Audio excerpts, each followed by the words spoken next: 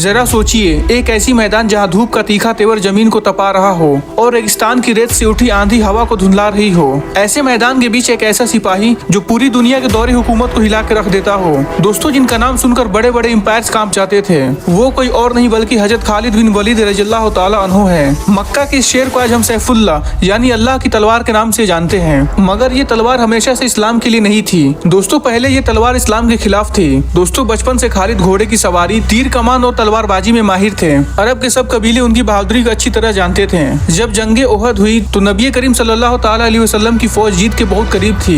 खालिद, जो अभी तक मुसलमान नहीं हुए थे, वो 200 घोड़सवारों के साथ लेकर एक छुपे हुए रास्ते से घूम कर आए और मुस्लिम फौज की पिछली सफ तोड़ दिया। उस पल सब समझ गए कि ये आदमी सिर्फ तलवार का माहिर नहीं बल्कि जबरदस्त सोच और चालाक दिमाग का मालिक है। लेकिन इस जीत के बाद भी उनके दिल में एक ऐसी खामोशी थी जो उन्हें चैन से नहीं रहने दे रही थी।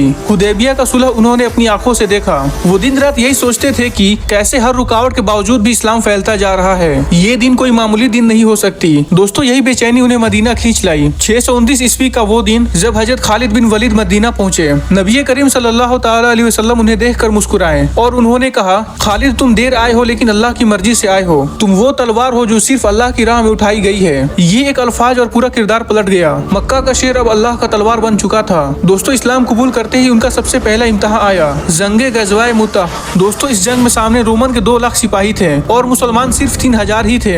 इस जंग में मुस्लिम फौज के 3 सरदार शहीद हुए। उसके बाद फौज थोड़ी लड़खड़ा गई। तब हजरत खालिद बिन वलीद ने कमांड संभाली। दोस्तों, रात भर उन्होंने अपनी फौज को इस तरह घुमाया कि दुश्मनों को कुछ समझ ही नहीं आ रहा था कि ये हो क्या रहा है। फिर सुबह उन्होंने ऐसा काउंटर अटैक किया कि बड़ी रोमन फौज को पीछे हटना पड़ा। जब ये खबर नबी करीम सल्लल्लाहु ताला अलैहि वसल्लम सुने तो फरमाए, ये है अल्लाह की तलवार जो कभी टूट नहीं सकती। दोस्तों, रसूलुल्लाह सल्लल्लाहु ताला अलैहि वसल्लम के वफात के बाद हजरत अबू बकर सिद्दीक रज़ियल्लाहु ताला अन्हु खलीफा बने। फिर हजरत खालिद बिन वलीद रज़ियल्लाहु ताला अन्हु को अरब के बाकी कबीलों को इकट्ठा करने को भेजा। सिर्फ तलवार से नहीं, अकल और इंसाफ से उन्होंने पूरे जजीरे को फिर से एक जिस्म बना दिया। फिर उनका सफर रोम और पर्सिया तक पहुँच गया। ये उस वक्त के दुनिया के 2 सबसे बड़े सुपर पावर थे। सोचिए वो मंजर, बगैर पानी के रेगिस्तान की लहराती गर्मी में 5 दिन का सफर, सूरज का आग, बरसता तीर, लेकिन खालिद बिन वलीद का हौसला नहीं टूटा। दोस्तों, हजरत खालिद बिन वलीद रज़ियल्लाहु ताला अन्हु के पास हर जंग की एक प्लानिंग होती थी। फिर आई 636 ईस्वी में जंगे यरमौक। दोस्तों, रोमन फौज 2 लाख से ज्यादा थी और मुसलमान सिर्फ 40,000 ही थे। रात के अंधेरे में खालिद ने अपनी फौज के कैंप्स को चालाकी से बदल दिया। उन्होंने दुश्मन के सप्लाई रूट्स काट दिए और 5 दिन तक रेगिस्तान धूल और जंग के शोर से गूंजता रहा।